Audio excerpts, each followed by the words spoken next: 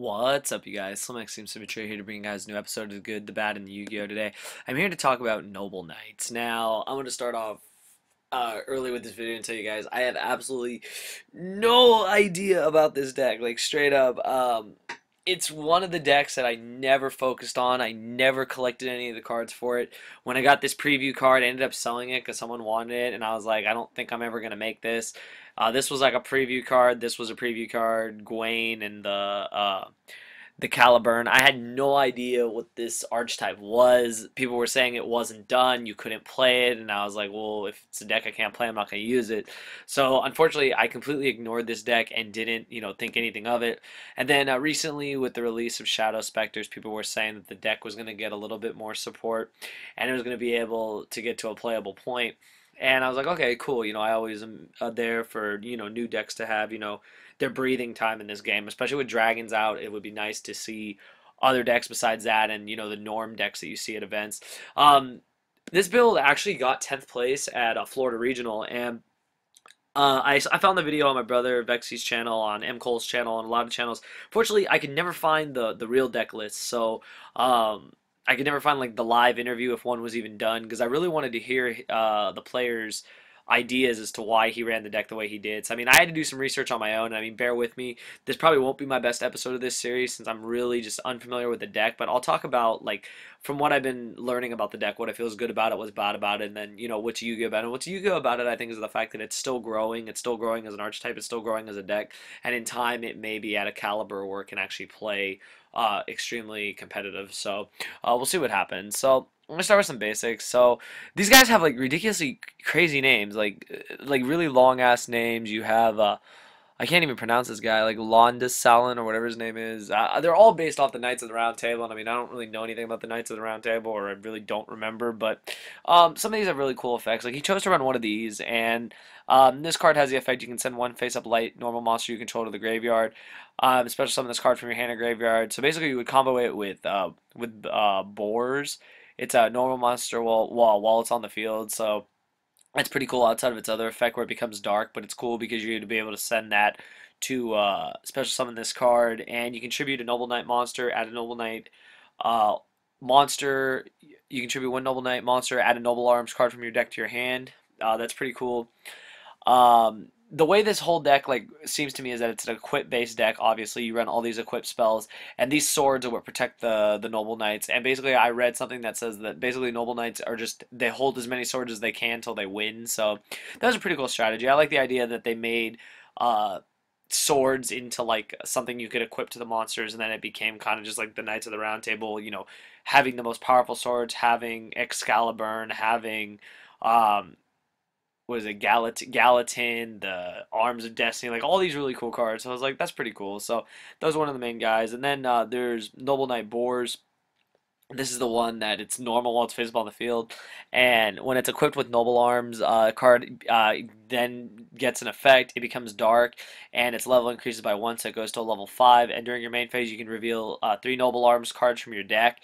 Have your opponent randomly add one of them to your hand and send the rest to the graveyard. You can only use the effect of the Noble Knight once per turn. But what's really cool is that you can use these cards to your advantage. You're able to basically equip all your Noble Knights with them, and they have really cool effects. I'll get into them after I finish talking about the monsters. The best one that stood out to me was Dristan. Dristan's a really cool card. It's 1800, which is a pretty solid base body, and while you control another Noble Knight monster, your opponent cannot target your monsters with less than 1800 attack. So this card pretty much protects your monsters, which is really cool. And except this card, it protects pretty much protects your monsters, and then when it's a Noble Knight Arms equipped sword is equipped to it, you're able to target one face up on the card, destroy that target. You can only use the effect once per turn, which is fine.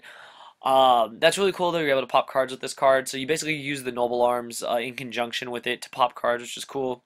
Then you have Noble Knight Gwaine. If you control a light normal monster, once again, Boar, since it becomes a vanilla when it's on the board before using the Noble Arms, you're able to special summon this card. So you're able to get out like rank 4s really easily. Like you guys will see from the extra deck, there's a lot of rank 4s the deck uses, basically all rank 4s.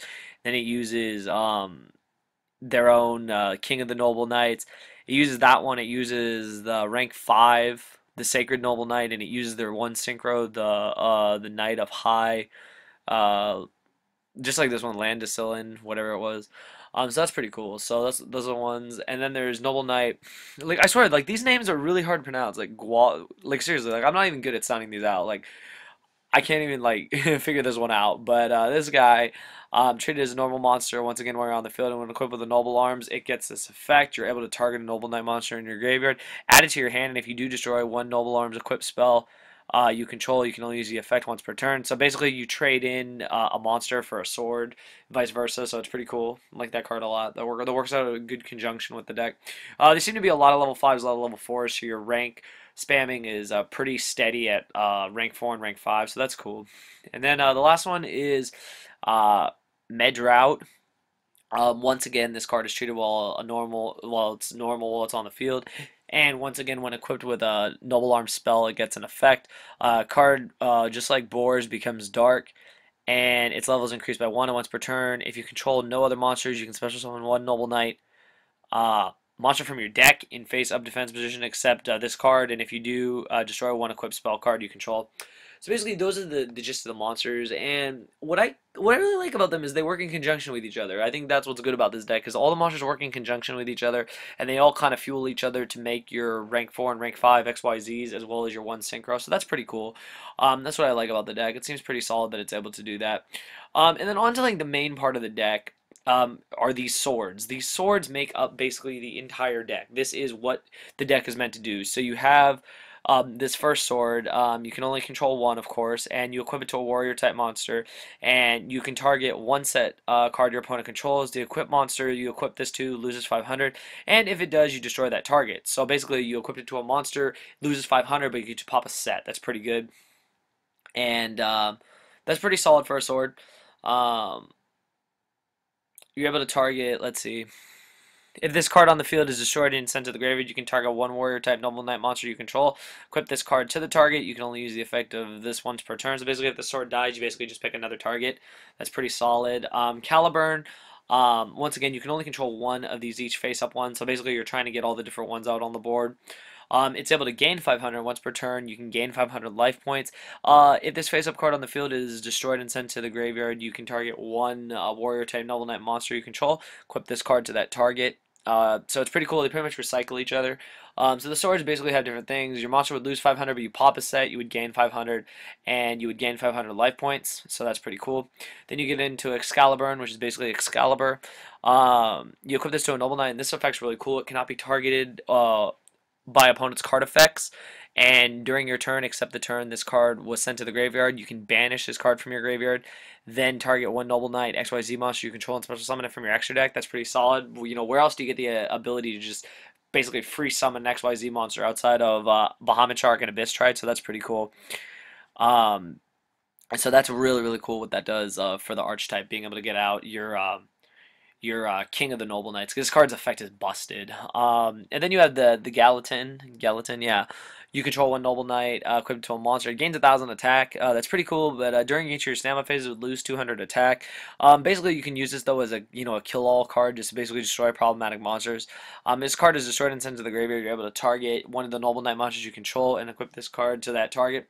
So basically, the more Noble Knights you have, the better it is. If the swords go, you get to basically reselect the target to equip them. So I really like that a lot. I think that's what makes the deck really good, is that you're working in conjunction with the monsters and the swords to get your effects off and pretty much lock your Noble Knights in place when playing against certain decks.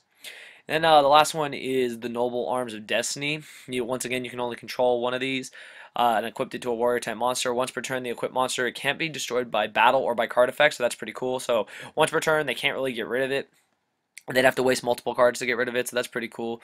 It can't be destroyed by a battle either. That's huge. The face-up card on the field would be destroyed into the graveyard. You target another Noble Knight you can control and equip it to that Noble Knight. So in conjunction, like, I've learned that basically you want to control at least 2 Noble Knights, and you want to just use the swords, trade them off with each other. This keeps your monsters alive, this keeps your swords alive, and all their effects kick in for popping cards and gaining life points and getting rid of problematic situations. So that's what's really cool. That's what I feel is good about the deck.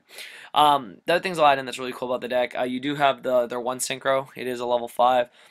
When this card is synchro summoned, you can equip one of the Noble Arms equip spells from your deck to this card. So basically, you search your deck, you get to equip it. If this card destroyed by a monster by battle and sent to the graveyard, you're able to add a Noble Knight or Noble Arms card from your deck to your hands. Basically, it's a searcher. You get rid of, you attack over a monster. You get to search. You get to search for either a Noble Knight or one of your equip spells. So that's pretty solid. Um, the King of the Noble Knights is probably my favorite card in the deck. When its card is XYZ Summon, you can target up to 3 Noble Arms equip spells with different names in your graveyard.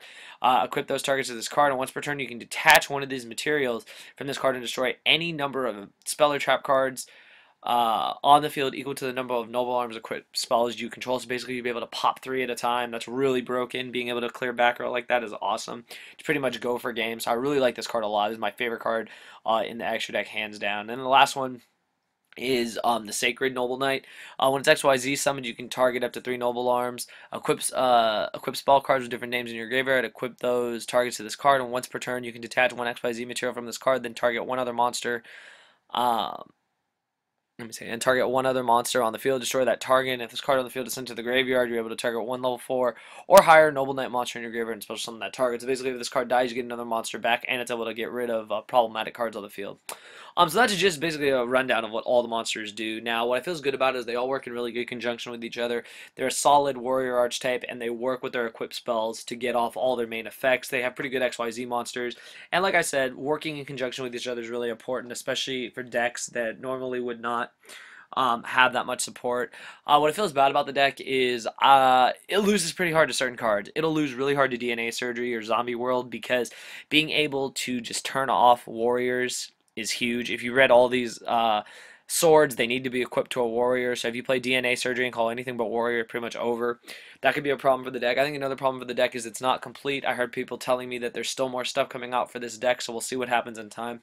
So that's why I feel bad about it. And then I guess like the Yu-Gi-Oh part about it is that it's cool that an archetype is able to come out. It was a world premiere archetype. Japan never had it before us. You could never look to the OCG for, ideas about the deck. So for once we get an archetype and a type of deck that we get to pretty much, get rolling with, and we kind of just define how the deck does based on how people build it. It has one premiere event where it did decently well, getting 10th place.